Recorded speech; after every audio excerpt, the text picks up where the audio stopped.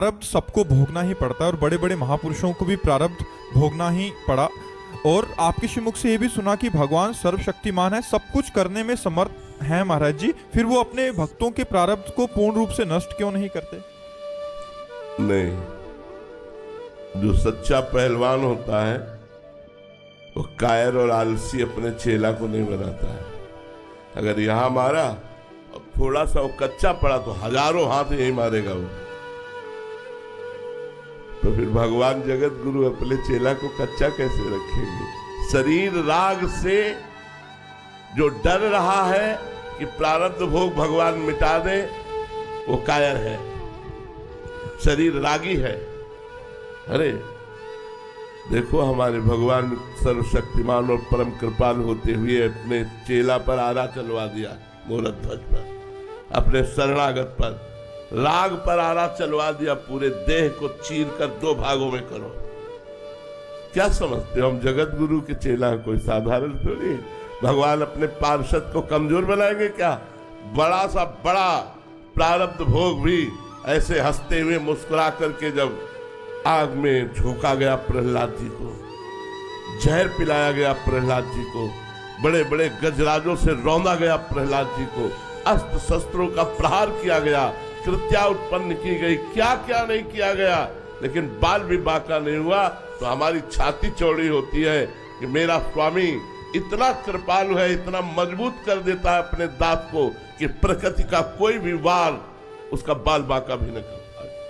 सीम की चाप सके को तासु, बड़ रखवार रमापति जासु। भगवान अपने शिष्य को, अपने पार्षद को, अपने भक्त को कायर नहीं बनाते, कमजोर नहीं बनाते, विश्व को दिखा देते हैं कि देखो अगर जरूरत पड़ी तो मेरे लिए गर्दन कटाने में भी पीछे नहीं हटने वाले।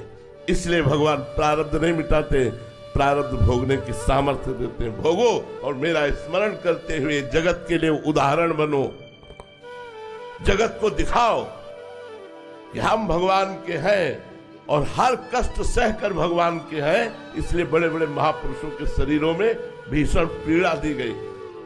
ये क्या है? भगवान परिपक्व करते हैं, भगवान मजबूत करते हैं अपने दासों को, देह भाव से रहित करके चिदान तभी होता है।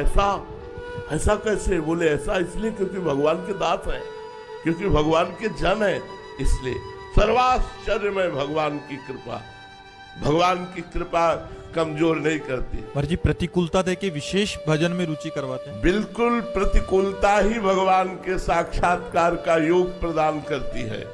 जब गजेंद्र ने देखा परिवार के सब लोग भाग गए, हाथी हाथनियां सब छोड़ के चले गए, शरीर का बल भी हार गया, तब उसे याद आई भगवान की, हृदय से पुकारा हरि, 1 सेकेंड में ग्रास से मुक्ति मिल गई। जब द्रौपदी जी ने देखा पांचों पति गर्दन झुकाए हैं, भीष्म आदि मौन धारण किए हैं, भुजाओं का बल थकित हो गया, 10,000 हाथियों का बल रखने वाला दुशासन बलवान खींच रहा है, जब देखा अपनी दांतों से भी साड़ी छूट जाएगी, गोविंद उसी क्षण वस्त्रावतार भगवान का हो गया। तो प्रतिकूलता योग प्रदान करती है भगवान के मिलन की। महाराज क्या सभी साधकों के जीवन में आएगी ये कि उसको शरणागत होना ही पड़ेगा प्रभु के चरणों में, या अलग भी स्थितियां हैं? अब ये वैद्य जाने की कौन सी दवा किस मरीज को देनी है। ऐसा तो नहीं कि बुखार में एक ही दवा सबको चलती हो, एक ही डोज सबको दिया जाता हो। एक ही प्रकार का बुखार नहीं होता, कई प्रकार का बुखार होता है, तो कई प्रकार की दवाएं भी होती हैं। अब जैसे अम्बरीश जी हैं, स्वस्थ शरीर है, चक्रवर्ती सम्राट हैं, सारा सुख वैभव है और भगवान के महान भक्त हैं। तो हम जैसे देहाभिमानियों को देह राग से मुक्त करने के लिए अशुभ प्रारब्ध को भगवा कर भगवान पवित्र करके और अपने दिव्य पार्षद रूप को दे करके बुला लेते हैं। ऐसा नहीं है कि सबको कष्ट मिलेगा, सबको प्रतिकूलता मिलेगी। डरो मत, डरो मत, ये सबके लिए नहीं है। भगवान बहुत करुणामय है, बहुत कृपा करते हैं, बहुत दुलार करते हैं। ये अपने पार्षदों से खेलते हैं, दूसरे की ताकत ही नहीं है, वो अपने पार्षदों से खेलते हैं, दूसरों से नहीं। डरो मत, ये दूसरों से खेल नहीं खेलते, ये अपने पार्षदों से खेलते हैं। मन आया तो भरी बाजार में पिटवा दिया, मन आया तो पूरे विश्व को झुकवा दिया। दोनों काम करते रहते हैं ये। अपने पार्षदों से खेलते, दूसरे से नहीं खेलते। इसलिए आप लोग डरो मत, आप लोगों के ऊपर ये खेल खेलने वाले नहीं है। ये खेल खेलते अपने निज पार्षदों से। इनका पार्षद बनने के लिए क्या करना पड़ेगा? हाँ, अब खास बात आई। प्राण न्यौछावर करने पड़ते हैं, सर्वस्व न्यौछावर करना पड़ता है। अपना शब्द केवल भगवान के लिए रखना पड़ता है। अपना शब्द, अपना कौन तो ढूंढे, पूरे विश्व में कोई नहीं निकला, केवल भगवान निकले। मेरे तो गिरधर गोपाल, दूसरों में कोई। अब दूसरों में शरीर भी है, गिरधर गोपाल के सिवा मेरा कुछ नहीं है। ये प्रभु का शरीर है, चाहे तो अभी कटवा दे, चाहे तो इसे सड़वा दे, चाहे तो इसे पुजवावे, ये उनका है, मेरा नहीं। सब कुछ समर्पित, तन मन प्राण सर्वस्व समर्पित, अपनापन केवल भगवान से।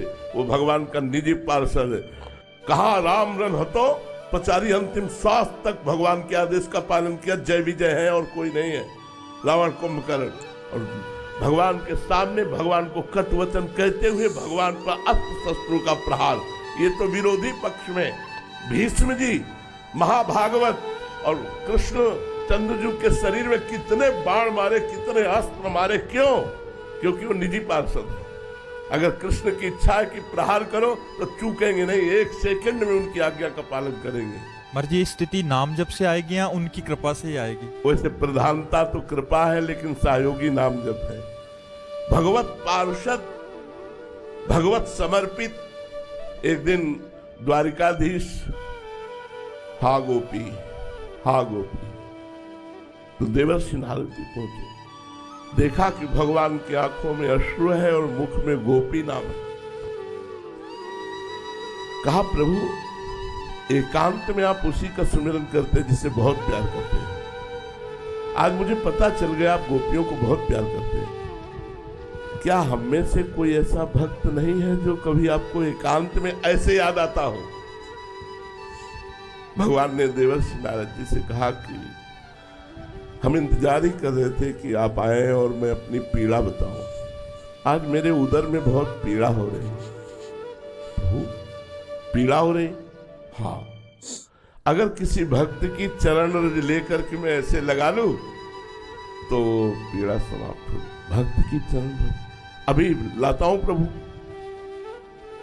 अब जिस भक्त से कहें कि आप भगवान के भक्त हैं, अपनी चरण रज दे दो, भगवान के उदर में पीड़ा है, भगवान लगाए। भगवान नरक भेजोगे? भगवान के लिए हम चरण रज दें? अरे नारद जी कैसी उल्टी बात करते हो। लेकिन जब ब्रज में आए और कहा गोपीजनों से कि भगवान के उदर में पीड़ा है, चरण रज, तो ऊपर की ओढ़नी उतार दी। सबने अपनी चरण रज झाड़ी, बोले जल्दी जाओ और उनसे कहो लगाओ, तुम्हारी पीड़ा दूर हो जाए। तो बोली तुम्हें पता है भगवान को चरण रज दे रहे, नरक जाओगी? अरे बोले हम कोटि कोटि नरक भोगे, मेरे प्रीतम का कष्ट दूर हो जाए। जब जाके बात कही तो भगवान के आंसू आ गए और कहा तुम भी तो भक्त थे, तुमने अपनी चरण रज दी क्या? क्योंकि तुमको एक, अरे भगवान को चरण रज कैसे? अपनी चरण रज नहीं, सर्वस्व भगवान। ऐसा समर्पण तो फिर मालिक और उसका खेल बराबर होता है। ये भगवान के पार्षदों का खेल है, साधारण का खेल नहीं है। ऐसा मत समझो कि बड़े बड़े, देखो उड़िया बाबा के गड़ा से चलवा दिए, 6-6 इंच गड़ा सा फव्वारा, ओम और अंतर ध्यान हो। वो अपने पार्षदों के साथ जो तांडव खेलते हो, दूसरा थर्रा जाएगा, इसलिए घबराओ मत, तुम पार्षद नहीं हो। पार्षद बनने के लिए तैयारी थे, सब कोई कमांडो नहीं बन जाता। इसीलिए भगवान के पार्षद है संत जन, भक्त जन, जो सिद्ध पुरुष है पार्षद है। हाँ, क्या क्या नहीं हुआ, आप भक्तों के चरित्र पढ़ करके देखिए। और भगवान उनके अधीन हो जाते हैं, उनके चरण दबाते हैं, उनकी आज्ञा का पालन करते हैं अपने भक्तों की। ऐसा प्यार कौन करने वाला है? अखिल ब्रह्मांडों का स्वामी हाथ जोड़े खड़ा रहता है अपने भक्तों के सामने। पग चापू और सेज बिछाऊं, नौकर बनूं हजाम, हाकू बैल बनो गडवारो, बिना तनख्वाह रथवान, यही तो मेरे मन में ठणी भगत मेरे मुकुटमणि। अपनो परण विसार, भगत को पूरो परण निभाऊं, जाचे जाचू कहे तो बेचे से बिक जाऊं, और क्या कहूं घनी, जैसे पतिव्रता नारी घनी, भगत मेरे मुकुट मणि। ऐसी थोड़ी भक्ति का मार्ग भगवान का मार्ग है। तो आप लोग मत डरे, इतनी भयानक प्रतिकूलता आपको नहीं देंगे। देखो गुरु अर्जुन देव जी को तप्त तवे पर जलते हुए बैठाल करके तप्त बालू डाली जा रही हो, क्या कह रहे हैं, तेरा किया मीठा लागे। ये गुरु गोविंद सिंह के दोनों लाडलों को दीवार पे चुनाया जा रहा है, लेकिन आह नहीं निकल रही। ये है निज पार्षदों का खेल। ये अपने पार्षदों से खेलते, साधारण से नहीं खेलते। भाई खाओ पियो मनोरंजन बैलेंस बना के चलो, बात अलग है। अगर पीछे पड़े तो फिर अपने लायक वो बना लेते हैं, अपने लायक बना लेते हैं, पुजवा के पिटवा के हर तरह से वो अपने लायक, कुम्हार ठोक ठोक के मटकी अपने लायक बना लेता है, धूप में सुखाता है, फिर आवे पे जलाता है, फिर वो बाजार में रखता है। ऐसे भगवान अपने भक्त को परिपक्व करके सतरति सतरति सा लोकांतार्यति मम भक्ति युक्तो भुवनम पुनाद, मेरा भक्त लोक के लोक को पावन कर सकता है।